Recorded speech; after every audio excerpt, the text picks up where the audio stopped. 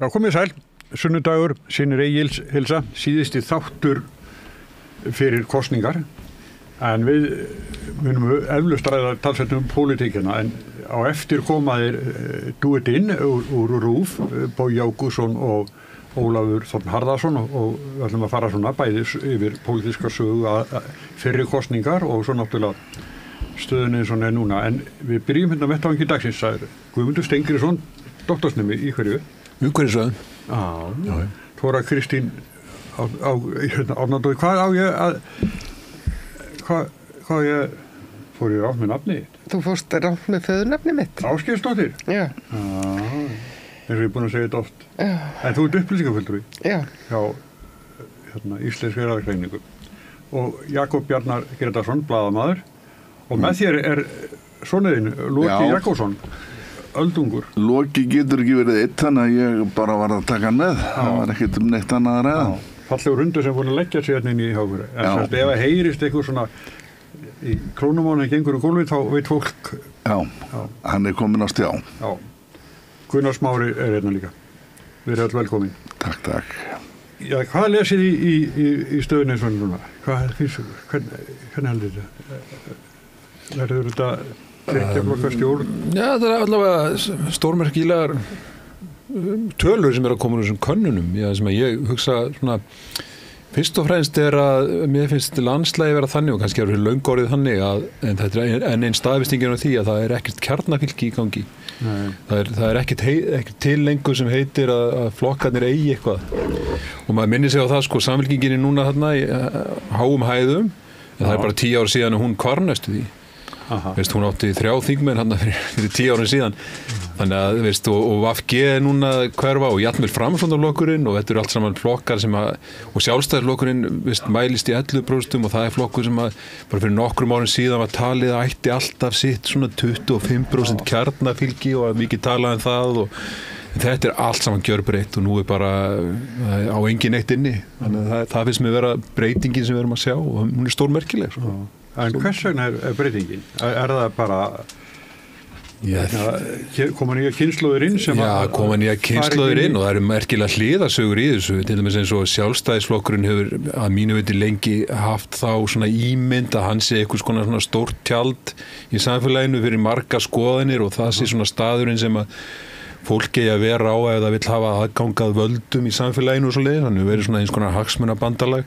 Það er alltaf hrynja núna bara í beinni útsendingu og það finnst mér mjög jákvætt. Ég held að segja ekkert. Og mjög merkir ekki svona pólitísku samhengi. Jó, mjög merkir. Ég veit ekki rauninni, það er það jákvætt að einhverju leyti líka að ef að fólk er með eitthvað mjög ákveðin skilaboð, en við erum að horfa fram á það að Sjálfstæðisflokkurinn er nú ekki meira hrunin en það að hann er bara búinn að skipta sér. Já, við erum náttúrulega með miðflokkinn sem er svona hægri dólgarnir í Sjálfstæðisflokknum sem að þarna fannst hann ekki ganga nógu langt og svo erum við með þarna pöpulinn í Sjálfstæðisflokknum sem er komin í flokk fólksins sem er svona hægri popúlistaflokkur sem að boðar alveg ótrúleg ríkisútgjöld á þess að vilja hækka skatta eða gera nokkuð til að afla þeirra. Og svo erum við með Viðreisn sem er svona ákveðin armur líka af Sjálfstæðisflokknum. Þannig að við erum með í rauninni, hægrið er ekki farin neitt. Ef eitthvað er, þá er það búið að eflast innan þessara flokka. Þannig að við erum ekkert að segja skilið við það sem Sjálfstæðisflokkurinn stendur fyrir, þótt hann sé búin að skipta sér. En það sem að mér finnst svolítið athyglisvert núna, af því þú nefndir þessar tölur sem er að koma, mér finnst svo ruglingslegt hvernig þarna skoðanakannanir eru settar fram núna. Mér finnst til dæmis ofta vanta svona ítarupplýsingar eins og hvað eru margir óákveðnir, hvað er stórt þýði, það sem er að svona slengt fram og mér finnst óþægilegt að lesa þetta. Það vantar í svona miklum sveiflum að þá finnst mér til dæmis fjöldi óákveðina er mjög mikilvæg vísbending. Já. Þarna að það gæti verið sko meira inni fyrir til dæmis þarna stjórnarflokkana sem er mikil reiði úti virðist vera heldur en er og maður fær þessar upplýsingar bara varla fram. Svo kemur Sigurður Ingi fram núna og segir að Sjálfstæðisflokkurinn hafi verið óstjórntækur og var samt með honum í ríkisstjórn í 7 ár. svolítið skrítið. Já, þau eru náttúrulega farin að ráðast mjög hart fram hvert gegn öðru, en þarna... En mér samt þó að sjálfstæðisflokkurinn sé að dreifast svona í margar áttir, þá samt sem áður þetta konsept hrunið. Hann taldi sig alltaf áður geta rúma allar þessar skoðanir. Glundróðakenningin hinn fræga, færst bara yfir á hægri vanginn. Já, akkurat Það eru tíðindin í þessu Það eru mörg slagorðin sem að eldast ekkert sérstaklega vel núna og mér finnst náttúrulega bara flokkshollusta í sjálfu sér af hinnu illa. Mér finnst forheimskandi fyrirbæri, en við eigum nú eftir að sjá hvað kemur út úr þessu vegna þess að maður hefur það nú á tilfinningunni að sauðirnir raðið sér nú á básinn. Það er auðveldar að segja í skoðanakönnun og vera þá eitthvað að refsa, sem er nú skrítið hugtaki í þessu öllu saman, að þú viljið refsa einhverjum flokki með þínu atkvæði. En hvort að það komi svo gamla bara XD-XB þegar það eru mættir, ég veit það ekki. Ég hugsa að þeir séu svolítið svona lærra metnir, bæði Framsókn og Sjálfstæðisflokkur í þessum könnunum heldur en mun koma upp úr kössunum. En Þóra Kristín, þú varst að tala að þú ættir svolítið erfitt með að lesa úr þessu. Hér erum við nú til dæmis með á Vísi, þar sem allar helstu og nýjustu fréttirnar birtast. Hér er verið að vitna í metilinn. Það er kosningaspá. Þetta er kosningaspá, þetta er einhverjir 3-4 tölvunördar skilst mér sem að taka saman allar kannanir, til dæmis prósent og maskína, þetta er gerólíka kannanir og þar er nú hægt að lesa ýmislegt í þetta og þeir vilja meina að Viðreist sé nú orðin sem ég spáði nú síðast þegar ég var að Viðreist myndi sigla með heiminskautum og toppa akkurat á réttum tíma. En hér eru þeir með vík, mög og miðgildi og neðri og efri og svo framvegis. Alls konar hlutir sem þú skilur ekki. Sem að ég skil ekki. Gott að fá þig fyrir þess að... Þeir sem að vilja rýna í það, þeir geta það. En Jakob, hvað er fjöldi óákveðina? Það kemur ekki fram að það. Úr í með þig? Vandinn við metila, því að hvað hétt hann aftur sem að heimildin var með, sem að bjóð til svona venjulegar kosningaspár. Nei, þetta eru ykkur tölvunördar sem að taka bara upplýsingarnar og svo hvernig hefur verið frávik frá könnunum til kosninga undanfarið og eins og tölvu kallar vilja oft trúa, þá trúa þeir þetta blind. Það er ekkert svona mat, það er engin stjórnmála þekking þarna á bakvið og þá fá þeir einhverja niðurstöðu og kynna hana sem eitthvað sannleik. Ég hef aldrei séð þetta gert áður. Með könnunin sem að heimildi birti byggði upp á því að vigta þungt kannanir, byggt á þessu.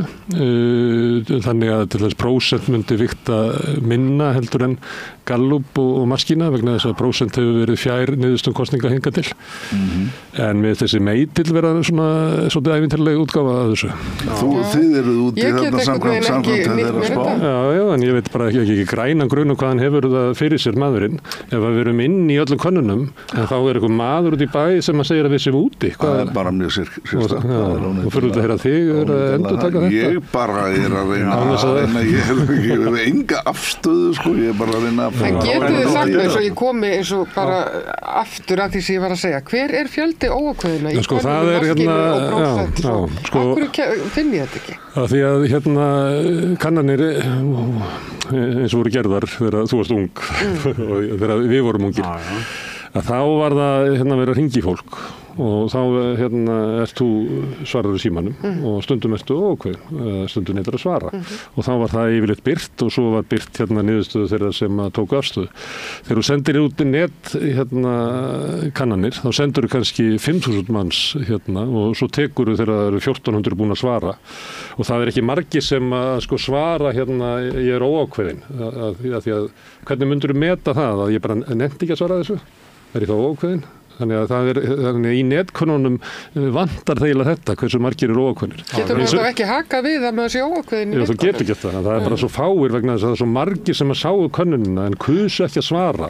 Og þá erfitt að meta að draga ykkur ályktanir því að það eru 3% óákveðnir, öllu líkjum meira fleiri. Hins vegar hef ég séð fólk draga þær ályktanir að vera sendar út 5.000 spurningar og koma bara 14 tilbaka að það séu þá bara 60% óákveðnir. Það er bara alls ekki þannig Ég ætlaði alltaf í pólitík að stofna flokk óákveðina og fá mikið fylgi. Ég var mjög dyggur stundum að þessu. Já, það hefði verið 25% flokkur. Það var hugmyndur þetta að það yrði skilin eftir auðsæti fyrir þá sem að þinginu. En ég hef allavega á tilfinningunni að það séu margir sem eru ekki búinir að ákveða sig. Sammálaðir. En ég var að við það bara það fólk sem ég hitti. Ég veit að það eru margir sem að eins og Píratar og VG eru að horfa til þess að svo sé.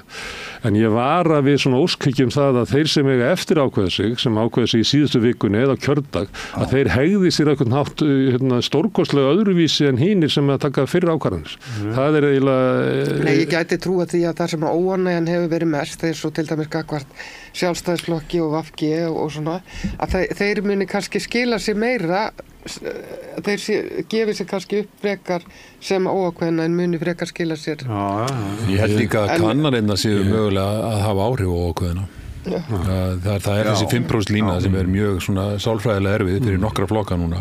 Ég held að Píratarnir eru úti í 2 af 3 konunum og miðað við svona hvað fylgi þeirra hefur verið rókjent undanfarið í kosningum eða alla tíð, þá myndi ég halda að þau var í stórkostlegri hættu. VG er búin að vera auðvitað þing síðan síðastliðið vor og það myndi vera bara stór tíðindi ef þau myndu bjarga sér. Ég held að þetta sé bara, hefur vera bara grimm og horfa á stöðuna eins og hún er. Já, ég held að sé mjög virkur svona, þáttur í þangagangi kjósenda núna að fólk vill ekki setja atkvæðið sitt á flokk sem mælist ekki á þingi. Það er hættan er svo að fólk fara að kjósa taktist og það er ákveðin hætt í því fyrir þessa litlu flokka og á þess að ég ætla að fara að agitera eitthvað sérstaklega fyrir Pírata og VG þá held ég að það væri missir af báðum þessum flokkum til dæmis í hvað varðar umhverfismál að þessi flokkar hafa verið málsvarar umhverfisverndar en aðri flokkar hafa því miður margir ekki verið að svara því kalli sem er mjög alvarlegt mál af því að þetta eru kannski alvarlegustu mál okkar samtíðar. Trump segir þetta sé bara hoax. Það er kannski missir af Bjartri framtíð og öðru flokkur sem hafa farið. Bandala jafnaðamanna, sumir sakna þess. Sumir sakna bandalas jafnaðamanna. Já, ég ætla nú ekki að fara í fornleifu uppgröft. Ég ætla ekki að fara að gráta með þeir í löngu dánum hreyfingum. Stjórnmálaflokkur, samfélagið er mjög fljótt að jafna sig á dauða stjórnmálaflokkur. Já, það hugsa ég líka. Ég hugsa við lifum þetta alltaf, hvort sem að þau dett út að þingið ekki.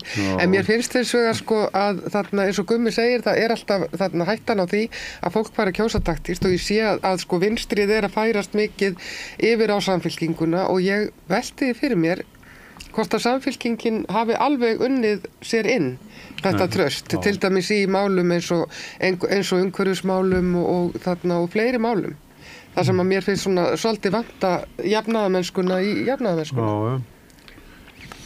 Já, ég tek undir það að það væri mjög mikill missir af svona þessum sterkum málsvörum umhverfismála og náttúruverndar á þingi og það er náttúrulega aðalega VG og Pírata sem hafa svona borið það flagg og gert það á einhverju svona fagmennsku og farið djúpt í þau mál en Viðreisn með alveg ágæta stefnu líka frá í rauninni kosningunum síðast. Trómuðu fram með alveg ágæta stefnu þar og Samfylkingi líka frá bara fornu fari í raun og veru við erum að tala um það en þau hafa alltaf haft í sínu röðum svona svolítið Mörð og Þórunni og fleiri sem hafa haft mjög mikið áhuga á þessu en maður velti því fyrir sér svolítið með Samfylkinguna núna hvort þetta sé bara einhver arfleið sem hún er með þarna eða hvort hún trúir raunverulega á þessi mál ákvarðat núna sko. Já, hún er allavega ekki að halda fram því fólki sem hefur staðið fyrir þessum. Þórunn er komin í 3. sæti, var í 1. til dæmis og svona og þannig að það er alls konar vísbendingar að þessi mál hafi verið sett aftar. En er þetta ekki vísbendingar líka það að fólk kæri sig ekkert það sem að þessi armur flokksins hefur verið að halda á loft? Já, ekki alveg. Ég meina liggur það ekki einlega bara í hlutarnir seðli? Ég heldur að þegar Þóri fyrir þriðasættu þá hafði þeir reiknað með þið fái 3 þingmenn. Nei, held ekki. Það gerðist, nei, að fá 3 í suðvestri bara óskilja, held ég. Ég held að það sé, henni var skáka til hliðar og ég meina flokkurinn setur á stefnuskrá sína að fara út í virkjanir á næstu 10 árum sem eins og 2 Kárahnjúkavirkjanir. Það bara Samfylkingin í dag. Já, Samfylkingin ekkert sérstaklega traustvekjandi í umhverfismálum og ég verð að segja það með Viðreisn líka að þau eru voða létt og kát og hress og vilja örugglega vel en svona grunnstefna Viðreisnar og svona hægri Samfylkingarinnar og þessi áhersla á einkarekstur og annað fer ekki alveg saman við þá umhverfisvernd sem við þurfum inn í framtíðina. Það bara þannig. Við getum ekki haldið uppi við getum ekki endalaust verið að knýja áfram þessa vél. Við verðum að draga úr. Ef við ætlum að fylgja. En þetta samt málaflokkur sem hefur fengið lítinn lungrun í þessari baráttu hingað til. Já, það engin áhuga. Það smá skrítið þess að hann skorar alveg, hann alveg á blaði þegar skoðið viðhorf kjósenda. Já, og það kannski ef að við horfum á það að VG var stofnað til þess að halda þessu málaflokki á lofti, að þá náttúrulega er það komið út úr ríkisstjórn VG og það að þessi málaflokkur sé ekki ofarlega í huga í samfélagsumræðinni og að það sé komin Guðlaugur Þór Þórðarson inn í umhverfisráðuneytið. Það kannski bara skiljanlegt að þetta ekki á dagskrá. Þetta var brýtt af dagskrá. VG ánáttúrulega við þann vanda meðal annars að stríða að bara í undanförnum kosningum þá hafa þeir falið sig á bakvið fagra ásjónu Katrínar Jakobsdóttur. Og ég held bara að flokkurinn hafi ekkert verið í stakk búinn til þess að tefla neinum fram sem að hefur, bara augljóslega, þennan kjörþokka sem að hún hafði til að bera. Og svo náttúrulega skriður út úr skúmaskotum sínum Steingrímur J og félagar frjálshyggju, framsóknararmur vinstri grænna mætti leið og kosningunum vera lokið og Kata var búin að vinna sigur fyrir þá. VG átti ekki að fara í þetta ríkisstjórnarsamstarf aftur. Ég sagði það eru bara súpa að segja því. Ég sagði það fyrir 7 árum að þetta væri bara þetta væri afhjúpandi fyrir það í hvers konar ógöng og blokkakerfið er komið í. VG gerði stór mistök með því að fara í þetta ríkisstjórnarsamstarf bæði fyrir og eftir síðustu kosningar. En ég held samt að þau mistök snúa fyrst og fremst að flokknum. Að flokkurinn í rauninni búin að drepa sig á þessu. Ég held að ef við hugsaum hvort að það hefði verið, ég hugsa að það hefði verið betra fyrir þjóðina að hafa VG þarna heldur en að hafa þau ekki. Og ég held að fólk verði að horfa á að það er eitthvað svona smái sem að þau gátu látið gott að sér leiða þarna, en þau drápu sig á því og fólk verður bara að hugsa, var þessi fórn þess virði? Þetta er ekki, segjum að því að við erum getum verið ritstjórnarfundi og við höfum oft verið það, allir blaðamenn. Það væri eitt blaðamaður sem við verum að tala og svona við erum nú að segja það að það nú skárra hafa hann heldur en engan. Þú veist, það er ekki... Það er ekki gott fyrir blaðið og ekki gott fyrir viðkomandi, hann sé eiginlega í þessu hlutverki. Nei, en við horfðum ekki fram á Smári, við horfðum ekki fram á félagshyggjustjórn, við horfðum ekki fram á vinstristjórn, það var bara einfaldlega ekki í kortunum. Það að þau hafi farið þarna inn, ég lít svo á að það hafi verið mistök, þau hafi gert mistök fyrir flokksins vegna, ef þau vildu halda honum við, en ég held ekki að það hafi verið neitt skeður fyrir þjóðina, það sé ég að segja. Ég man og ég skrifaði fyrirsögn Panama prinsalaus ríkisstjórn í kortunum eða eitthvað svoleiðis og taldi mig hafa áræðanlegar heimildir fyrir því að það hefði bara verið næsta skref en það var fyrir sögn sem kom á daginn en þú veist, það var alveg möguleik það var önnur opsjón það var opsjón ef að Píratar hefðu verið inni en framsóknarmenn neituðu að vinna með Píratum og ég er ekki að segja ég man eftir þessu tíma, þetta var 2017 þegar ríkisstjórnin springur út af uppreist æru málinu og þá var búið til kosninga með mjög skömmum fyrirvara, ég held að það hefur bara rétt rúma 5 vikur og ég man eftir þar sem þetta var tilkynnt að það stóð Bjarni Benediktsson og var að segja þetta og Katrín Jakobsdóttir var að baka þann og þá var Katrín Jakobsdóttir meldist VG með 25% eða 26% fylgi og það var í kortunum 2 flokkastjórn og ég sá það á líkamsbeitingu þeirra að þetta var það sem það ætluðu sér.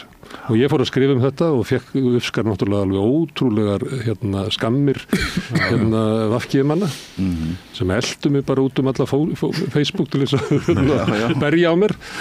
En ég bara, þetta var bara gamla blaðamannanefi, ég bara sá þetta, það var búið ákveðta. Já, það var sterkur vilji hjá ákveðnum mönnum inn í VG og þarna til þess að reyna þessa leið. En hins vegar það var farið í stjórnarmynduna viðræður með félagshyggjuflokkunum. Það var bara skúuspil. Já, það var að hluta til skúuspil, en það var samt sem áður að þá neitaði Framsóknarflokkurinn að draga Pírata inn í þá. Það var ekki hægt að gera þetta. En þá var Kristín, manstu ekki eftir myndunum af því? Þetta var heima í eldhúsinu eða svona í stofunni hjá Sigurð Inga.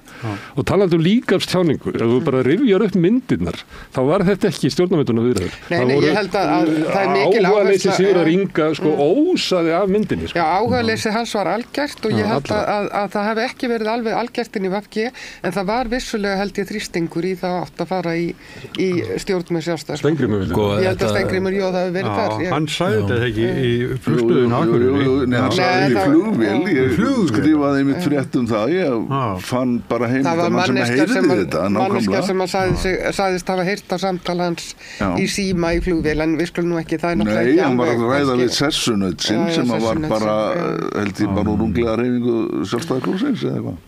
Það sem hann var að lýsa þessu fjálkilega sem hann svo varð. En fólk segir ýmislegt og það er sett inn í alls konar samhengi.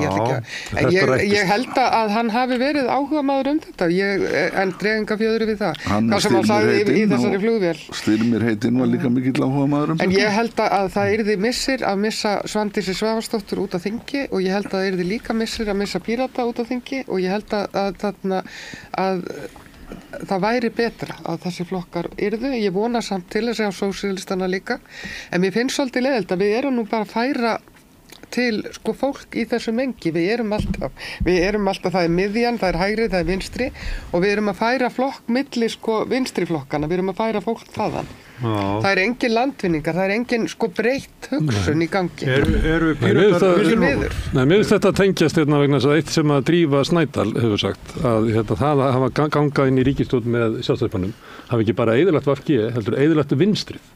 Og vinstrið í veikri stöðu núna, meðal annars út af þessar ríkisstjórn. Það er mjög erfitt að koma úr vinstrinu og tala fyrir sósíalisma með þetta, þessa sögu VG fyrir fram að sig. Og fólk segir bara við maður, af hverju ætti ég að trúa þér? Þú bara hoppar upp í, gerir Bjarna Ben að forsætisráðherra og Guðlaug Þór að umhverfisráðherra og af hverju ætti ég að trúa vinstrinu? Og þetta er bara alvarlegt og það mun taka langa tíma að vinna á þessu. Já, það er örugglega alveg sko, þannig að 2017, þá, þetta var, ég túlkaði þetta ríkisstjórnarsamstarf sem þá varð þannig að það væri bara einhvers konar sátt það að gera einhvers konar vopnahlé á Íslandi. Það bara, nú ætlum við að íta á pásu. Það búið að ganga brösulega og ég held reyndar að það muni alltaf ganga brösulega í íslenskri pólitík þá til við breytum þingsköpum. Ég er með svona smá sérvískulega skoðun á því. Ég held sér ekki hægt að koma neinu í gegnum þingið. Nei. Þannig að það er hægt að standa fyrir málþói samkvæmt núgildandi þingsköpum. Þá geta 2 þingmenn. Þeir skiptast á að tala og pissa og þeir geta stoppa mál. Þetta sáum við ítrekað. Og það var algjör mistök hvernig þingsköpunum var breytt 2007. Og það átti að gera þetta einhvern veginn einfaldara og takmarka ræðutíma en við stöndum núna uppi með monster. Og Sjálfstæðisflokkurinn lék sér að því í Jóhannustjórninni að stoppa þingmál öll. Þetta var orðið þannig, Sigmundur og Bjarni sögðu við Jóhannu hvaða 5 mál hún fór með í gegn. Svona gekk þingið. Og svo komum Bjarni og Sigmundur og tóku við með einhverju kosningar sem var 2013 og hvorki gegni rak í þinginu og sjáum þetta bara eins og Jóhannustjórnin kom í rauninni engu í gegn af alls konar svona stórum málum sem átti að leiða til lykta eftir hrunið Það var alveg hræðilegt en það var líka reynda hluti af því var ósamkomulag innan flokkana og valdabarátta en eftir stendur bara eftir á mig þessi sannleikur að þú kemur ekki í gegn, það bara konsensus stjórnmál á Íslandi. Þú verður að fá samkomulag allra og þetta held ég að flokkarnir hafi meðvitað og ómeðvitað átt að segja á 2017 og gert bara þetta bandalag sem síðan svona bandalag að gera ekki neitt. Bandalag algjöra kyrrstöðu og í rauninni vegna þess að það kyrrstaða. Bandalag að vernda hagsmuni kerfisins sko, en það var þarna, ef við horfum bara á þarna til dæmis sjávarútvegsmálin og hvernig fór fyrir þeim í vinstristjórninni, að þá var það mjög lýsandi fyrir það sem þú varst að segja. Það komu þarna inn alls konar sérhagsmunir og sérhagsmuna stjórnmálamenn úr öllum flokkum sem að fóru að hræri þannig að það vannst aldrei neitt. Það var aldrei. Fyrir mig persónlega var þetta mjög stórt mál. Ég batt mikla vonir við það að þetta mál yrði leitt til lykta og ég held að þannig hafi verið marga vinstramegin. Og það eruðu gríðarleg vonbrigði að það tókst ekki að gera neitt í þessum máli. Og við sitjum uppi með í rauninni afleiðingarnar af því fyrir samfélagi. Já, þetta hérna sko gátlistinn hjá þeim sem eiga mokka núna. Það voru 4 mál sem hefur aðal áherslun á. Það fær ekki Evrópusambandið, ekki taka upp evru, ekki breyta kvótakerfinu. Og hvað var það? Ég veist að þeir hafa verið á móti stjórnarskráin. Já, stjórnarskráin. Allt þetta hefur gengið eftir. Og sjáuðu nú hvernig þeir tóku sko Þórð Snæ, blaðamann og frambjóðandi á Samfylkingunni og brenndu hann á báli, bókstaflega. Af hverju haldið menn að það hafi verið? Út af einhverju bulli á netinu fyrir 20 árum. Það af því að hann hafði gagnrýnt í rauninni Samherja og kvótakerfi og hefur gert það mjög vel og mjög konsekvent og það var verið í rauninni að taka hana lífi fyrir það og stóru vonbrigðin eru að Kristrún Frostadóttir skildi snúa í hann rassinum í því ferli öllu. Svo heyrir maður út í bæ þegar maður hittir fólk segir já, þar þurfti bara að þola þetta maðurinn því að hann hefur gagnrýnt og fólk gerir engan greina núna því hvort að fólk hvort að menn að gagnrýna Samherja sem þarna blaðamenn og mjög góðir blaðamenn eða hvort að menn að þarna ranta á næturnar í háskólanámi á einhverjum campus. Þetta voru þetta stílæfingar hans. Já, en ég meina að þú veist, fólk gerir engan greinamun á einhverjum bröndurum fyrir 20-25 árum og því sem hann var að gera sem blaðamaður og hvað segir það okkur blaðamennskuna og hvernig ef að fólk bara hatað og ofsótt fyrir það. Skilurðu til æviloka fyrir að hafa verið gagnrýnið á þetta samfélag. En það sem var náttúrulega reyndist Þórði sérlega erfitt var náttúrulega það að hann hafi verið að teikna sig upp sem eindregin stuðningsmaður þess að hann hefur ekki verið það. Já, það hefur verið það. En hvernig hafði hann teiknað sig upp sem eindregin stuðningsmaður? Teiknað sig upp því að hann hefur verið það og ég meina menn hafa alveg rúm fyrir mörg sjálf á sinni lífsleið. Ágúst Borgþór skrifaði hérna ágæta grein á DFF þar sem hann sagði Þórður Snær hefði sér líklega slöfað Þórður Snær. Já. Jú, en það vantaði í það skrifin sem að rendur stoðum undir þessa kenningu Ágústa Borgþórs. Hann var óvelkominn. En Samfylkingin hefur verið fyrir eitthvað óheppin núna á lokasprettinum. Það þetta Þórðar Snæsmál sem hefur þetta reynst erfitt. Og svo fannst mér reyndar ekki mikið úr því gert en hérna mér þótti sérstaklega einkennilegt þegar þau komu hver komin í frambúð? Alma Möller og Víðir Reynisson og það átti bara að vera wow, en það var bara what? Sko þetta held ég hafi verið mistök hjá þeim. Ég held nú reyndar að þessi dagsaffæra sem við sjáum nú að mokkinn nú byrjaðu með auglýsingar gegn Degi Eggertssyni því að þeir vilja taka hann niður líka því að Kristrún náttúrulega sneri rassinum í hann alveg eins og hún sneri rassinum í Þórsnæ. Mokkanum, ég held að það bara vísi. Nei, ég meina, þú veist, þarna við sjáum að Sjálfstæðisflokkurinn ætlar að hafa dagskrárvaldið í öðrum flokkum og hefur það pínlítið og núna þegar þeir eru komnir með þessa umræðustjórn í gegnum þarna mokka og Stefán Einar og allir láta sér það bara vel líka að þá þarna þetta bara virka. Það smá húsbölvun á samfylkingunni, hún alltaf átt í erfiðleikum með að glíma við skrímsladeildina í Sjálfstæðisflokksins og hún hagar sínum vindum stundum allt og mikið eftir að haga sínum seglum allt og mikið eftir þeim vindum. Hún beygir sig undir þetta og gefur þessu þar nefndi vald. Já, hún gerir það og jafnvel þannig sko að eins og birtist í þessari kosningabaráttu að hún jafnvel vilju sko til að fórna sínu besta fólki sko eða snúa rassinum í það og sem bara sem er svolítið rauðu þráður í samfylkingunni og að hún ítir frá sér fólki og þau verða að glíma við þetta sko. Já, þau gera það, ég meina það hérna bara röða og raðir af fólki sem að ég bara finnst bara mikið til koma og gott sjálfmála lið sem að á ekki på pallborðið sko og þetta finnst mér slæmt og þetta sko Sjálfstæðisflokkurinn er miklu betri í að halda á sínu fólki að rækta sitt fólk og þar ennþá svona stjórnmálamenn eins og Birgir Ármannsson sem hætti eftir 20 eitthvað ára feril og bara eitthvað svona þeir orðnir eitthvað svona eins og bara árið sér 1950 og þeir bara og þeir eru með eitthvað svona stjórnmálaskóla og eitthvað svona lið þetta gera þrátt fyrir það má læra smá að þessu að reyna að rækta sitt fólk standaði baki á því svokallaða vinstri gefur skrímsladeildinni vald með því að beygja sig alltaf undir það gefur henni dagskrárvaldið og talandi dagskrárvaldið það kom mér á óvart í forsetakosningunum sem að Stefán Einar í einhverju þráhyggju sinni fyrir að tala þungunarof þú veist það, hann á það en svo maður að horfa á RÚV og Stöð 2 það horfa þannig þungunarof orðið mál í forsetakosningum bara því að Stefán Einar þetta í hug út í einhverju sko að því hann hefði einhverju tilnum til að flytja hér inn einhverju svona persónustjórnmál Bandaríkjanna mála Katrínu upp sem einhvern barnamorðingja og eftir það var þetta orðið stærsta málið í forsetakosningum þannig að mér finnst að aðri fjölmiðlar líka hafa í huga að hleypi ekki hverju sem er frá þessari skýrsludeild.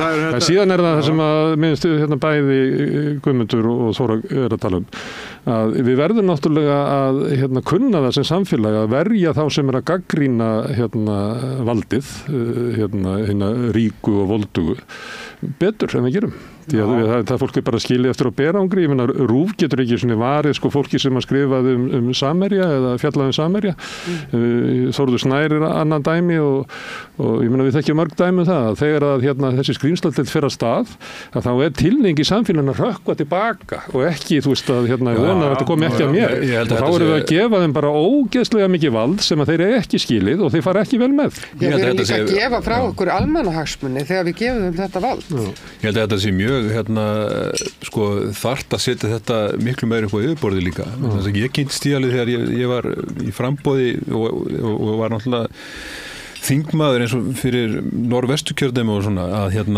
að sko í þessum litlu byggðarlögum þá þetta ennþá sko áþreifanlegra að maður hittir fólk þar sem að fer gegn meginströmmnum í byggðarlaginu það bara útskúað og jafnvel frá sko félagslegum sko gerfum og allt þetta sem það á hendingu á sko þannig að það eins og maður heyrir þetta alveg í fólki líka í umhverfismálum núna sem að berjast gegn með sjókvíeldi og svoleiðis að það lendir bara í því að já, vindmjölum og hinn og þessu og bara og það lendir í því að það útskúað sínu samfélögum sko þannig að þetta og við erum bara eigum langt í land með að viðurkenna alls konar bara réttindi fólks sem að gagnrýnir aðra og sérstaklega í þessum minni samfélögum og bara verið það svona sáttmála eins og við erum aðeilara eins og Árósasáttmálan og svona leið sko og þannig að það bara pottur brotin í þessu og lítið rætt. Og við þurfum að venda þetta og að því að við erum komin ríðstjórn að þá var alltaf sagt í Grænlandi að sko hverjulvandinni geta haft rétt fyrir sig líka sem að var sko vörn til þess að við verum að hlusta á ykkur tótt að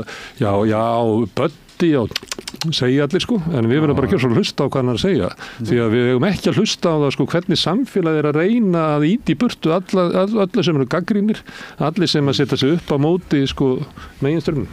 En eins ég hjó eftir því sem að þú varst að segja áðan, Jakob þú varst að tala að þér finnist sko engin eftirsjá af flokksræðinu eða flokkshollustan, já, mér finnst hún vera forheimskandi bara í sjálfu sér. Ég að hluta til sammála þessu en ég samt þetta verðum að slá eitthvað vannagla þarna vegna þess að við megum ekki, sko, nú til dæmis það er ofboðslegur jarðvegur fyrir sko populisma og foringjaræði í dag og svona einstaklingshyggju.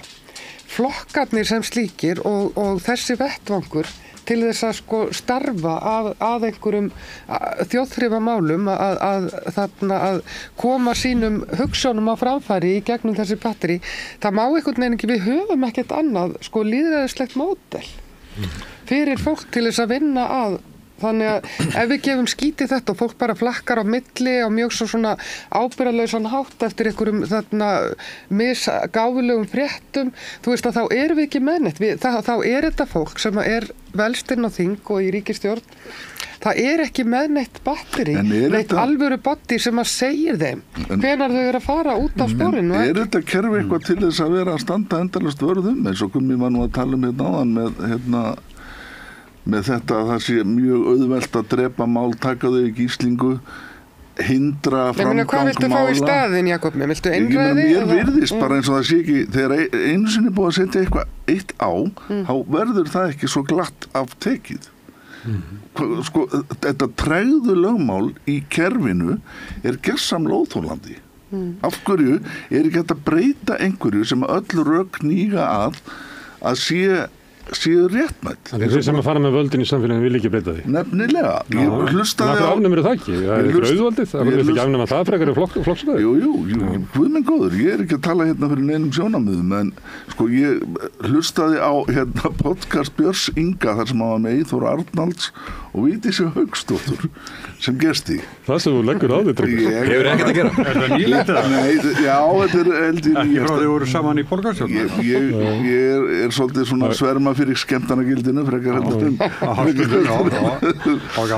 og þar voru þau að ræða með Evrópumálina. Þau varu nú loksins ekki loksins, þau varu núna illu heilli komin á dagskrá og ég fór að skynja svona frekju í þeirra afstöðu að Evrópumálin Kristrún þetta hafi verið mjög skynsamlegt af henni að setja Evrópumálin upp á hillu vegna þess að við værum með klofna þjóð og eina sáttin möguleg í þessum efnum væri að þau væru upp á hillu sem sagt engar breytingar á einu né neinu og ég fór að pæla er þetta ekki bölvuð frekja í þeim að telja einu sáttina mögulega vera þá að þau séu bara upp á hillu sko Viðreisn var beinlínis til þessi tvö séu upp á hillu sko en Viðreisn ég sé þau fyrir mér á hillunni sko Viðreisn var beinlínis til vegna þess að Bjarni og Sigmundur sviku loforð sem að þeir höfðu báðir gefið fyrir kosningarnar að ég er svo 2013 og sendu Gunnar Bragi í kjánarskap sínum sendi eitthvað bréf til Evrópusambandsins sem að þeir skildu nú fyrir það visst ekki sko, þannig að þetta var heilmikil rekistemna, en sem sagt að einhlið af varu viðræðanum slitið af hverju var það gott? Það var það, hann kaupfélagsstjórinn fyrir norðan Þórhallur, hann fagnaði þessu en þjóðin satt bara eftir með sárt ennið og bara gapandi, hvað gerðist eiginlega? Og Viðreisn var til upp úr nákvæmlega þessu mómenti. Þór Ólfur, eða ekki? Fullt af fleiri málum voru drepin bara algjörlega með einhverjum brefum og ummælum bara, sko veist eins og bara dæmi, nefndum græna hagkerfið sem Skúli Helgason stjórnaði og ég satt í sem var 2009-2013 skilaði einhverjum 50 tillögum uppbyggingu græna hagkerfið eins og Íslandi, rosalega metnaðarfull vinna. Kemur ríkisstjórnin 2013, tekur allan peninginn, Sigmundur, sem að átti að fara í þetta verkefni og setur það í friðun gamalla torfbæja í forsætisráðuneytinu. Flytur síðan ræðu í þinginu og segir að sé fátt grænna en torfbæjir. Þannig voru málin bara afgreidd og maður bara satt þarna þetta er allt fyrir gíg og það bara þetta var svakaleg ríkisstjórn þannig að þau tóku líka eignina sem Íbúðalánasjóður hafði tekið af fólki í hruninu og braskvötu það og byggu til Alma leigufélag og Heimavelli og sem einhverju braskarar fengu að búa til þetta var svakaleg ríkisstjórn. Það gerist þetta að hinn armurinn í pólitíkinni sem er ekki ríkisstjórninni þarna horfir á öll málin bara þau eru bara drepin. Og þetta verður síðan uppleggið að því að 2017 verður til þessi pólitík sem snýst bara það að þessi ríkisstjórn sem snýst bara það að setja málun upp í hillu. Það er bara Það ákveðið svona bara hugmyndaleysi í gangi gagnvart því hvernig á yfirleitt að koma á einhverjum stórum umbótum í þessu samfélagi í gegnum þingið og í gegnum stjórnmálin og það verður spennandi að sjá eftir þessa kosningar vegna þess að ég held þessi mikil óþreyja í samfélaginu, margir sem vilja sjá eitthvað raunverulega gert, margir sem vilja sjá til dæmis annars konar aðgerðaráætlun í loftslagsmálum heldur en bara einhver hugmyndabanki, en okkur það hugmyndabanki. Það bara út af því að það alltaf sett bara upp í hillu. Það ekki hægt að taka henni ákvarðanir. Þannig að það verður mjög spennandi að sjá hvort það myndast eitthvað annað andrúmsloft í þinginu eftir þessa kosningar, það sem að verður meira hægt að gera raunverulega á Íslandi. Þess að þannig verður pólitíkin auðvitað að vera. Það verður að vera hægt að gera hluti. Ég held að það þurfa að breyta þessu, þannig að auðvitað þarf minni hluti á þingi að hafa völd. En hann á ekki að hafa þannig völd, hann getur stoppað allt, punktur. Þannig að hafa, ég held að henda þessu samfélagi vel til dæmis að auka vegi þjóðaratkvæðagreiðslna. Ég held að við ættum að hafa þannig að það sé að skjóta málum í þjóðaratkvæði og einhver svona tiltekin þingmanna geti gert það. Og ef þú hefur þannig völd, þá getur þú takmarkað raunverulega ræðutíman á móti og gert það þannig að það sé raunverulega hægt fyrir einhver ríkisstjórn sem hefur meirihluta að koma málum í gegn. En svo líka, finnst mér, að sum mál mætti ræði í þinginu. Ég hef verið að fylgjast með alltaf undarlegt þegar Bjarni Benediktsson skrifaði undir varnarsamning við Úkraínu sem að Úkraínu forseti metur á 25 milljarða og ég get ekki séð að þetta hefði nokkuð verið rætt í þinginu. Síðan var Norðurlandaþing og hann talaði að tvöfalda þessu umræðu og ég bara get ekki séð að þetta hafi verið rætt í þinginu. Þannig að það ýmis svona hluti sem að bara og þinginu virðist vera alveg sama. Ég hef talað við fólk í utanríkismálanefnd og þegar bjarga eitthvað eftir og eitthvað og minnst bara eins og fólki sé bara sama með þetta Þannig að minnst líka vanta bara metnaði á þinginu Já, ég held að það sé bara mjög margt sem hægt að laga í þessu það var ákveðið bylgja svona upp úr aldamótum að reyna að laga þetta allt saman og komu ný þingsköp og eitthvað svona 2007 það hljómaði mjög sérviskulega að vera að tala eitthvað þingsköp eins og einhver hafi mikið á þeim en ég held að þetta sé hins vegar það er ákveðið svona grundvallar löggjafir sem ættir að snúa ákveðinu tökkum til þess að gera stjórnmálin skilvirkari og lýðræðislegri og betri En eitt vil ég samt segja líka, við vorum að tala hérna flokkshollustu og alls konar svona þróunina annar staðar og viljum við bara, hún ískyggileg í heiminum, og ég var alveg obsessed af... Þróunin ekki flokkshollustan? Já, bara þróunin, já, og ég var alveg obsessed af kosningunum í Bandaríkjunum og alveg miður mín eftir þá niðurstöðu að sjá, þannig Trump vinna þetta og svona. Ég mjög ánægður með það að Ísland þó þannig samfélag að það við erum ekki að horfa upp á eitthvað svona brjálæðislegan uppgang þjóðernis populísks flokks eins og að gerast mjög víða og þannig að mér finnst það nú líka og þessi tilraun í upphafi til þess að reyna að gera útlendingamál og útlendingatortryggni að einhverju kosningamáli, hún hefur runnið út í sandinn. Það finnst mér mjög góð tíðindi. Það er merkilegt það í svolítið Spútnik fylgja af miðflokknum. Því að bæði Sjálfstæðisflokkurinn og miðflokkurinn voru sannfærðir að þeim myndi takast að láta þess að kosninga snúast útlendingamál og þeir myndu auka fylgi sitt. Þeir voru með saman að 30% í síðustu kosningum, í einni könnun þá voru konur niður í 25%. Þannig þeir eru bara að missa salin með þetta erindi sitt og þjóðin vill að kosningarna snúist eitthvað allt annað og ég held þetta sé og bendi til þess að þessi flokkar ekki með almennilegt jarðsamband við almenning í landinu. Þeir bara mislesa þjóðina rækilega Já, mér finnst það mjög merkilegt. En því miður eru við samt með talsvert útlendingahattur í samfélagi. Já, vissulega, en það er ekki að leiða til þess að það sé eitthvað svona þannig flokkur eins og hefur verið að gerast í Skandinavíu og annar staðar. Við skulum vona að nú var miðflokkurinn fórum með heimilskautum þarna fyrir bara mánuði síðan í upphafi þessara kosningabaráttu. Sló upp í svona 17%, þannig að þetta í 12 núna og vera niðurlið. Við skulum sjá, En þessi nýja dæmis af Sigmundi Davíð í verkmenntaskólanum á Akureyri. Ég að gera flokknum gagna þessu það. Nei. Ég gerði þetta heima, endursportið teknaði skegg á allar myndir í mókanum, nema á minningagreinuna, því að maður mátti ekki gera það. Nei. En ég var 5 ára og var ekki frambúið til þings. Jú. Þetta mjög skrítið mál og okkur gekk nú svolítið illa að finna eitthvað jarðsamband í þessu, þetta var svo skrítið mál og svo neitaði hann bara öllu og þetta var skólastjóran og allt fyrir þessu. Þetta var hendalið okkur, eða ekki, hann var ósáttur við að Miðflokkurinn hefði ekki fengið nógu svona jákvæða móttöku fyrir morguninn, þá mætir hann með eitthvað lið og byrjar að króta skegg á... kom setna kom aftur, og vildi ég að fara inn í kennslustofu. Sko við fáum daglega hann neitar þessu samtölu. Við fáum daglega svona fréttir frá Bandaríkjunum, alls konar svona furðu uppákomum, einhverja frambjóðanda þar og maður algjörlega gapir bara hvað í gangi þarna. Og þar fólk raunar bara að auka fylgi sitt, sko, út af einhverju svona bjánaskap og bjánaskapur bara orðin eitthvað svona listgrein í stjórnmálum þar virðist vera, bara til að auka fylgi. Og mér finnst þetta kannski var eitthvað svipað vanmat í gangi þarna hjá formanni Miðflokksins, eins og þetta með útlendingamálin, að hann lítur í kringum sig í heiminum og heldur að hann geti jafnvel skorað eitthvað stig með því að haga sér eins og fáti í verkmenntaskólanum fyrir norðan. Ég meina, það alveg þannig hlutir að gerast erlendis og hann alltaf tekið svona episóður að borða eitthvað rátt hakk og svona. Það var fyrir síðustu og eitthvað svona, sko, sem og kannski farið hann síðan að lesa það að fólk að fá leikskóla mjög slæmar sýkingar. Hugsa til þess þegar hugsa til Sigmundar. Mótspil Framsóknarflokksins að Jóhann Friðrik Friðriksson, þingmaður Framsóknarflokksins, hann fekk sér vöflutatú með merki hérna. Það þetta ekki þingmaðurinn sem vann prófkjör á því að gefa vöflur?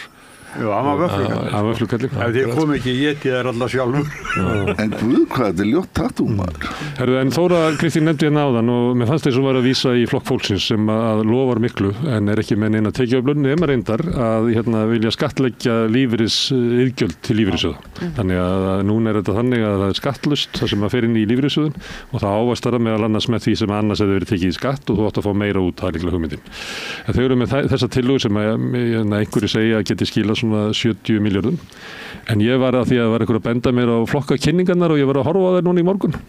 Og ég í svona fljótu bragði þá reiknaði ég með að sko loforðin eru upp á hallarekstur ríkissjóðu upp á svona 400 milljarða. Frá Flokki fólksins. Þannig að þú veist, mér finnst að megi vera, mætti vera í umræðunni einhver svona þröskuldar það hvað fólk getur sagt. Sko. Já, Flokkur fólksins vill náttúrulega bara... Ég hef aldrei heyrt að Flokkur fólksins boðar engar breytingar nema þeir vilja bara meiri pening. Þeir hallar sér til hægri í tekjuöflun en þarna vilja síðan eyða eins og bara... Best í... eins og þeir sem að vilja leggja á grimma. Mér finnst aldrei spurða þessu. Nei. En það meir en að segja að ræða við Ingu Sæland og fá einhver svör við spurningunum, sko. Þú rætt við Sofíu Frænku? Hún svolítil Sofía Frænka og hún veður úr einu í annað og það bara ofta erfitt að halda fókus og svo fer hún að gráta og syngur og... Gerði það nú bara einu sinni? Nei, hún alltaf með grátstafinn í kverkónu þegar hún komin upp á ákveði stig svona. Já. En það hefur nú líka skilað henni vel líka. Heldur betur og verðist svín virka aftur og trekk í trekk. Það spurning hvort hún... Kasper svolítið hræddur við Sofíu. Já, og hún ansi ána með sér núna. Kasper. Og hún segist ætla að fara upp í 15% með sinn blokk núna. Og hvað veit ég ekki. Jú, hún komin langleiðina. Hún fór yfir Sjálfstæðisflokkinn í prósent og ætla ég að rifja upp það sem ég sagði þegar ég spáði að Miðflokkur færi fyrir ofan á og svo þegar það gekk eftir þá sagði ég að næst kemur Viðreisn og svo kemur Flokkur fólksins.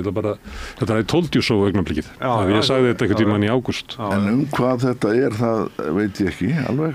En eldgosið hefur náttúrulega svolítið tekið fókusin af þessum kosningum. Þetta náttúrulega mjög stutt kosningabarátta. En ég verð að segja það kom frétt núna í fyrradag held ég, sem mjög mikilvæg fyrir út af verðbólgu og öllu og líka út af umhverfismálum tengist því líka. Og það var að verð á grænmeti myndi að líkindum hækka 12% áramótin út af herra raforkuverði til grænmetisbænda. Og þessu hefur ekkert verið fylgt eftir þegar maður hugsar sko hvað veldur þessu en það sem veldur þessu virðist vera vanhæfni Alþingis til þess að setja sem sagt lagaramma orkuöryggi heimilana.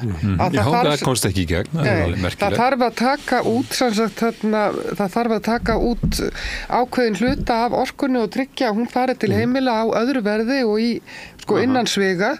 Og það náðist ekki samkomulag þetta á Alþingi og það meiri sig að koma fram tillögur það að stóriðan myndi selja heimilunum aftur þessa orku þá á hærra verði, þannig við þyrftum að borga stóriðinni ekstra fyrir það að fara í bað eða þú veist þannig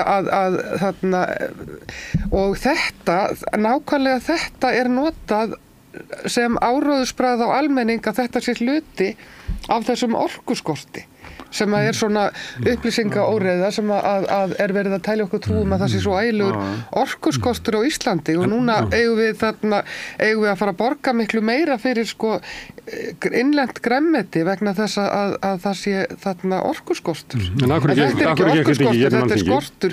Af hverju gekk þetta ekki gerum Alþingi? Því Alþingi meirihluti sem að vill frekar verja hagsmuni orkuheildsala sem engi vissi að væri til var þeir sem að kaupa orkuna og ætla svo að sitja á hennu og selja hana, þetta sama og Enron gerði í Kaliforníu og bjó til orkukreppu. En þetta að Alþingi verið hagsmuni þessara aðila frekar en almennings. Og þetta að hluta til, ef við horfum bara miðflokkinn, þá það sami flokkurinn og vill kenna sem sagt orkupakka þarna Evrópusambandsins þetta, en algjörlega horfið fram hjá því að það hægt að setja þetta sérreglur.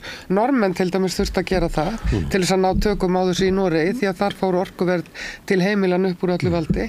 En við höfum ekki gert það og það virðist ekki vera. Það ekki vera hægt að breyta einu. Nei, en það líka til þess að geta haldið áfram að grenja á meiri orku og meiri þenslu í orkuöflum á algjörlega óábyrgan hátt. Og fengið almenning með sér í lið sem að horfir á verð á grænmeti og orkureikningi. En þetta virkar, Sjálfstæðisflokkur vill virka, Miðflokkur vill virka, Flokkur fólksins vill virka, Viðreisn vill virka. Samfélgið virkja. Þetta svo fyndin umræða, það eru 9 virkjanakostir í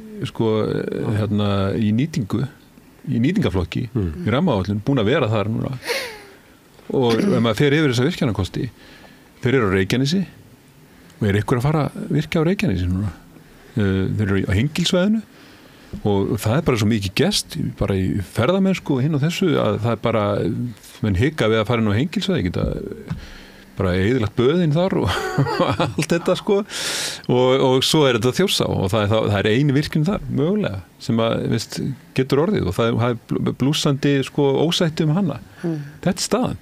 Þannig að þetta hvað er fólk að tala að rjúka þá í vindorku og ótrúlegir öfgar að ætla að fara bara að rjúka upp á allar heiðar með vindorku á þess að vera með neina rammalöggjöf það hvernig það á að líta allt saman út og blússandi ósætti í öllum sveitum og það eru líka alveg sjálfstæðismenn, sumarhúsaeigundur og fleiri sem að vilja bara ekki sjá þetta upp á heiðinni sinni Þannig að þetta er allt saman órætt og það standur menn með einhver plönum 1,5 Kárahnjúkavirkjun í formi vindorku til þess að knýja eina verksmiðju og Grundartanga með einhverja vöru sem er ekki alveg víst að verði jafnvel notuð sem er raforka, rafelsniti. Þetta er allt saman ótrúlega furðuleg umræða og ótrúlega svona óígrunduð og öfgafulla mínu viti. Það er ein svona hugsunarvilla sem er vinstur í þessu af því að við verðum að virkja út á orku sem við þurfum á að halda í framtíðin út á orkuskiptum. En ef að þú býr til virkjun, þannig ekki að mesti þrýstíkurinn á að búa til einkavæddar virkjanir, að þá leggur ekki á stað nema að vera búin að selja orkuna. Og þú getur ekki selt orkuna sem að hugsanlega verður notuð eftir 7 ár.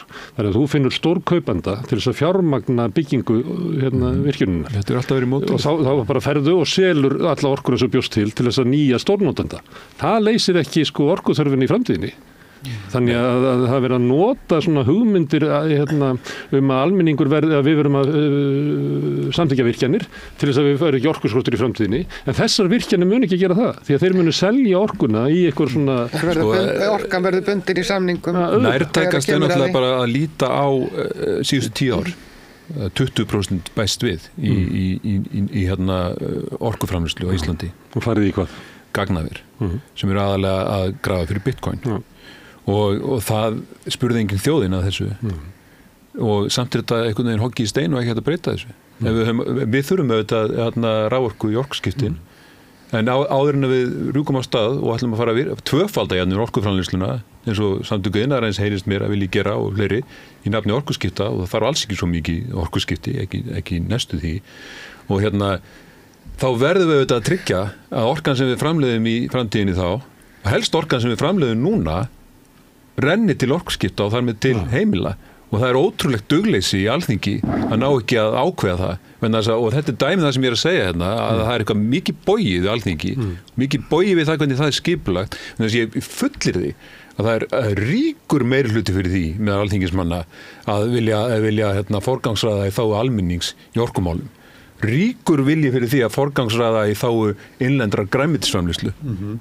ríkur vilji, en það fer ekki gegn og það eitt sem þarf að skoða líka á Alþingi og það hvernig hagsmunasamtök lobbyistar, íslenskir hafa áhrif þar haldið þið til dæmis að það muni einhvern tíma nást að breyta íslenska landbúnaðarkerfinu? Já, ég held að Heldur það? En meðan allt stendur í járnum inn á Alþingi út af sérhagsmunum að þá stöndum við frammi fyrir stórslýsi til dæmis varðandi sjókvíaeldið og vindorkuna og allt þetta vegna þess að það ekki, Alþingi getur ekki staðið undir, getur ekki sett þessu neinn mörk, getur ekki staðið vörðum hagsmuni landsins og okkar sem Ég held að þetta sé alveg rétt sem að Gunnar Smári var að segja en þetta fungerar bara í þá sérhagsmuna en aldrei almennings og það þess vegna sem að það svona mikil ólga meðal kjósenda núna. Og miklu víðar, þú nefndir landbúnaðarkerfi ég held að bændur eru verið átt að sjá því það kerfi sem búið að vera að reka þjónar ekki þeirra hagsmunum. Já, ég held ég allir út að bændur vilja breyta þessu ég bara að ég eftir að sjá þessu verið breytt en það eru aðri hagsmunir sem ráða. Það bara Þórólfur í Skagafirði. Ég bara þeir sem eru að græða á þessu. Við tölum við loftslagsmálin hérna í þessu samhengi. Við erum að setja eitthvað upp til 20 milljarða nákvæmlega í þær greinar, bara þær 2 greinar, mjólkurafurðir og rautt kjöt sem menga mest. Við erum að borga bændum beinlínis og jafnvel gegn þeirra vilja held ég, mörgra, til þess að eyða náttúrunni. Á meðan þarna eru við með alveg dauðafæri til að breyta kerfinu bara smávegis til þess að landbúnaður beinlínis verði bara eitthvað svona vinn fyrir bæði loftslag og almenningi í þessu landi. Að landbúnaður sem stundaður þannig, hann bara hreinlega auki jarðveginn, auki líffræðilega fjölbreytni og búið til matvæli. Það að leyfa bændum, bara einfaldlega byrja á því, að leyfa þeim að framlega það sem þeim sýnist. Byrja á því, en ekki skilir það styrkin við 2 þær verstu framleiðslugreinar sem hægt að stunda. Þannig að en þetta alveg ótrúlega tregðulega mál í þessu. Og þeir sem að tala fyrir svona hlutum, þeir eru bara ekki mem, líka við, og í umræðinu þá á þinginu. Ég held að Jón Bjarnason hafi í ríkisstjórninni 2009-2013 sett eitthvað til þess að ýta undir grænan landbúnað. Ríkisstjórnin sem nefndum áðan 2013 og 16 hendur sér burtu. Já. Og það eru margir það alveg fárvöld að við sem ekki öflug styrkjakerfi kring landbúnað, að það styrkir ekki nýsköpun innan greinarinnar. Nei, og það er að fara í þveröfu átt með landbúnaði með það sem við ættum að gera, sem sorglegt og bara eitt dæmið, Margt rótið í ríki Dana, Já. En finnst ykkur vera hiti í fólki? Kasper? Já, ég meina það bara segir sér sjálft miðað við þetta flögt sem að hefur verið. Já, það er mikið flögt. Þetta eru hamfarir. En þetta flögt út af því að fólk sé? En ég upplifa ekki nefnilega, mér finnst þetta svolítið athyglisvert, mér finnst ég ekkert að upplifa eitthvað brjálaða, ég er náttúrulega kannski ég er bara í mínum doktorsrannsóknum og sitt heima yfir einhverjum tölum og kannski hitt ekki nú mikið af fólki, en veist, ég heyri einhverjum frambjóðendum og þeir fara á fundi og það er allir bara alltaf tala um vexti. Mér finnst það ekki, vextir fara upp og niður í þessu landi og alltaf gert og einhvern veginn munur á kúk og skít hvað þeir eru. Auðvitað er ömurlegt að hafa svona háa en þetta er það sem við bjóðum upp á með þessu sveiflu hagkerfi.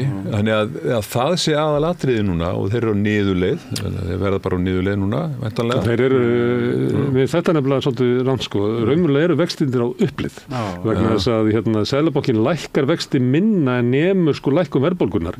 Þannig að stýrivextir, raunvextir stýrivexta hafa aldrei verið hærri á Íslandi heldur núna. Já, en þetta er einmitt svona, þessi vaxtaumræða í íslensku samhengi, hún er eilíðar umræða og alltaf mjög tæknileg og að fólk sé aðalega kjósa út af því Það eitthvað klingir ekki alveg. Ég held að það sé bara eitthvað svona sem fólk nefnir, menn þess að fólk nefnir ekki að spá þetta mikið. En fólk finnur ofboðslega fyrir því skuldut fólk, hvort að vextir eru háir eða lágir. Hefur gert alla tíð á Íslandi. Jú, en það er náttúrulega núna greppir skórin, sko. Það getur mig almenningur, þannig ekki svona millitekki fólk og þar fyrir neðan, getur ekki eignast húsnæði eða það þarf að taka lán á markaðsvöxtum í samfélaginu. Það er aldrei gerst í okkar heimshluta.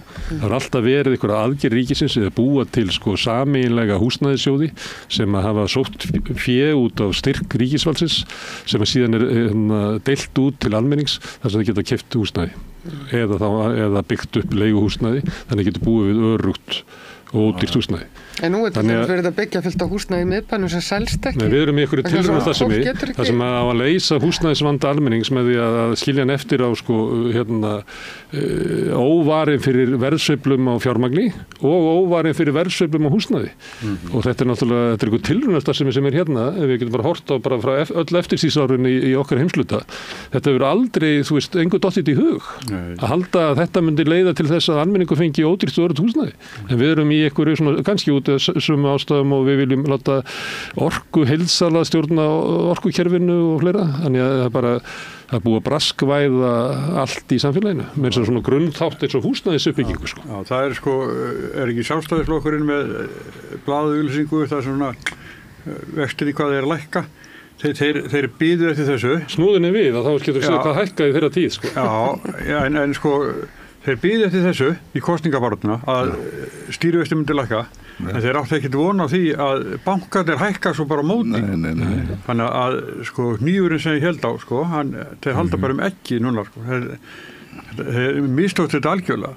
Svo er náttúrulega sagan að þeir eru að tala hann er búin að lækka svona mikið og svo segir hann, svo mun hann lækka hérna og þetta sé þeirra verk og getur snúið svo við þetta hækka í þeirra tíð sko þannig að 2 milljónir á ári sem að fólk er að borga meira í vexti er þá þeirra sök ef þeir ætla að taka sko heiðurinn að einu en það sem er mest athyglisverð það við auglýsingar Sjálfstæðisflokksins það er engin mynd af neinum það er bara texti. Ekki Bjarni? Nei, Bjarni bara sést ekki í þessu auglýsingu. Það hafa ekki tekið eftir þessu svona hvítar og bláar textauglýsingar.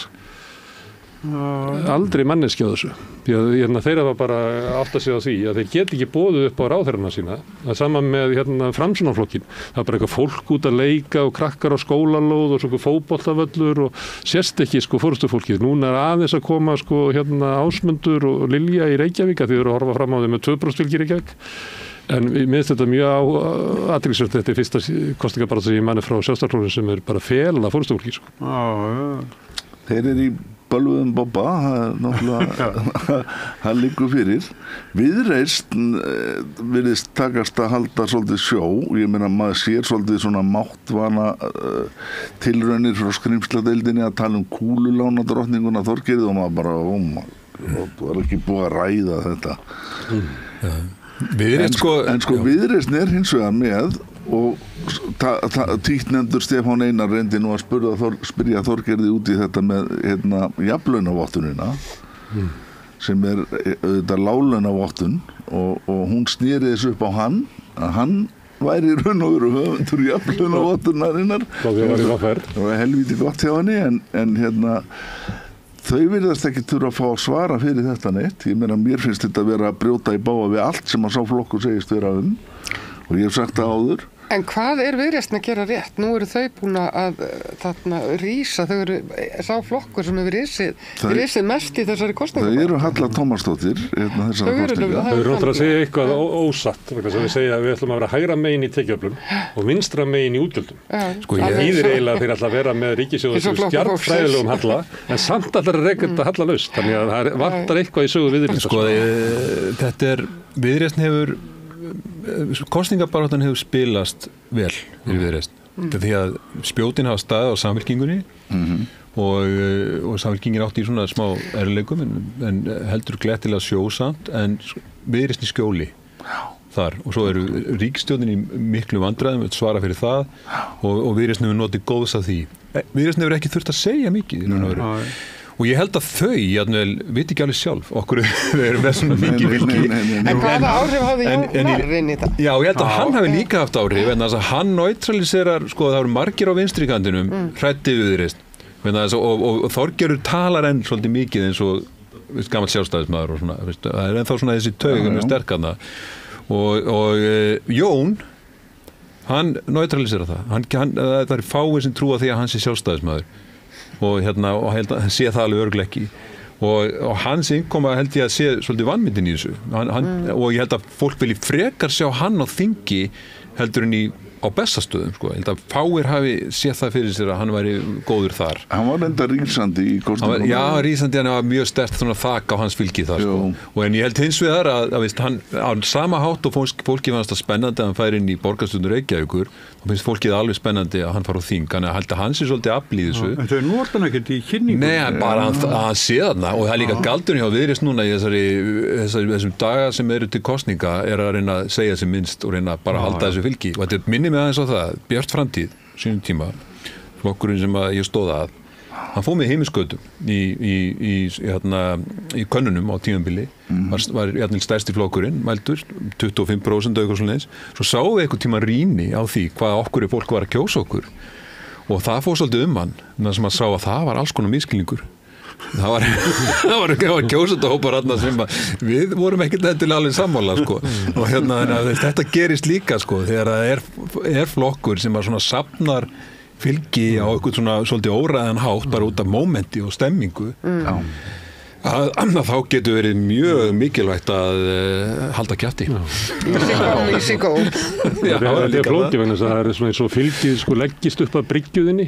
Ég man til dæmis að þegar þetta gerðist með Píratana að þá í staðinn fyrir að vera svolítið svona líta á að það sé þannig að eitthvað fylgi sem að kemur og er að svona leita til okkar einhvern veginn að þá upplifðu að það komið til sína því að það var 40% af þjóðinni sem var orðnir Píratar og þannig að Píratarnir fóru í kosningabaráttu og urðu alveg rosalega miklu Píratar og náðu þar lenda ekki að landa þessu og ég held að Samfylkingin sé einhver leyti í þessari hættu líka að meta það að fylgi hafi komið út af sko breytingu í stefnunni og einhverjum nýjum áherslum. Ég er ekki svo viss um það að þetta skip hafi lagst að bryggja út af því sko. Ég held ekki sko. Ég held að þau hafi grætt mjög mikið á upplausn á vinstri vægnum, fólk hefur svona farið taktist á Samfylkinguna frekar en að Katrína fylgi fór yfir á Kristrúnu einhver leyti. En já, ég svona sem frjálslyndur og svona vinstra megin við miðju að enn og aftur þá fagna ég því þó að þetta sé bylgjan í kosningunum en ekki eitthvað svona í líkingu við það sem hefur gerst víða erlendis að auka hægri flokkar. Þetta gæti breyst, það er vika nú gefum við setninguna og þá þýðir það við slítum samtalinu, vika er langur tími í politík, við höfum þá reglu ef eitthvað segir þessa setningu að þá er komið nóg. Þú veist að minna það að tíminn okkar er út runnin Þannig að við höfum vonað mönnum sem að hafa sagt þessa setningu æði oft. Ég var nú að rífast við Óla Harðar vin minn um hugtakið frjálslyndi, mér finnst það vera mjög á svona huldu hvað það merkir eiginlega vegna þess að sko eins og ég hef nú reyndar sagt hér áður sko til dæmis sko bara með feminisma það er ekkert frjálslynd við feminisma ekki þær aðferðir sem að þeir boða en þetta er í öllum kosningarspám tekið inn sem faktor frjálslyndi og þannig að það er svona langaði mitt að spyrja þig Gummi sko hvernig þú talar því sem frjálslyndan í hvaða skilningi er það? Liberal, bara og mjög veist svona klassískan hátt svona þessi trú að til dæmis svona frjálst markastorg skoðana leiði til bestu niðurstöðu til dæmis trú á samstarfið fullvalda ríkja í Evrópusambandinu og ég hefði þá trú að það muni þrátt fyrir að það sé oft brösulegt að muni leiða til bestu niðurstöðunar þannig að þetta er svona nefnir svona tvö dæmi svona lífsviðhorf sem ég aðhyllist og á mjög svona klassískan hátt sko. Spurði Óla út í þetta þegar kemur þetta á eftir. Já. En ertu að halda þig fram að kvenfrelsisbarátta geta ekki farið saman með frjálslyndi? Það gerðist eitthvað Þóra Kristín og allt í einum að farið að berjast fyrir kvenfrelsi með boðum og bönnum. Já, ég er alveg sammála því að það hefur verið að það er margt hægt að gagnrýna í en sko markmiðum megum ekki þarna þú mátt ekki rugla saman sko einhverju aðferðafræði og að því að fólk aðhyllist ólíka aðferðafræði og markmiðinu. Herri krakkar, við verðum aukin mannréttindi og aukin fjölbreytileiki mjög í anda svona frjálslyndis markmiða. Dómarinn að flöta leikinn af. Jakob Bjarnar, Þóra Kristín og Guðmundur, þakka ykkur fyrir komuna. Og hér eftir er það duettinn Ólafur Þórn Harðarsson og Bogi Ágústsson. Kallaði stundum knoll og tott. Kallar það? Nei, þeir hafa kallað sig það sjálfur. Já, þeir hafa kallað sig þetta sjálfur. Spurningi, verður Ólafur í styrtbuxum? Hann hefur vel verið Nei, hann bara sko á veturna. Fer í síðbuxum fyrsta vetardag og úr þeim fyrsta sumardag. En ég spurði hann líkið spurninga daginn. Fyrir hvað stendur þotnd? Það engin annar gert það. Þórður? En við verðum að gera örstutt hlé og svo koma þeir Bogi Ágústsson og Ólafur á síðbuxum. Allir þættir Samstæðvarinnar eru fáanlegir á öllum helstu hlaðvarpsveitum. Það komin tími til að breyta Alþingi. Hinn eina sanna breyting sósíalismi. Allt það besta ókeypis. Fáðu þér vatn að drekka. Samstöðin þar sem manneskjurnar koma saman. Með því að ganga í leigjendasamtökin styður þú baráttu leigjenda. Leigjendasamtökin eru fyrir öll þau sem vilja vinna að réttlæti og öryggi á húsnæðismarkaði. Leigjendasamtökin.is. Sósíalistaflokkurinn vill að húsnæðiskerfið verði afmarkasvætt. Meira stefnuna inn á exjóð.is. Segðu það á Samstöðinni. Samstöðin í eigu hlustenda, áhorfenda og lesenda. Sláist í hópinn og gerist áskrifendur.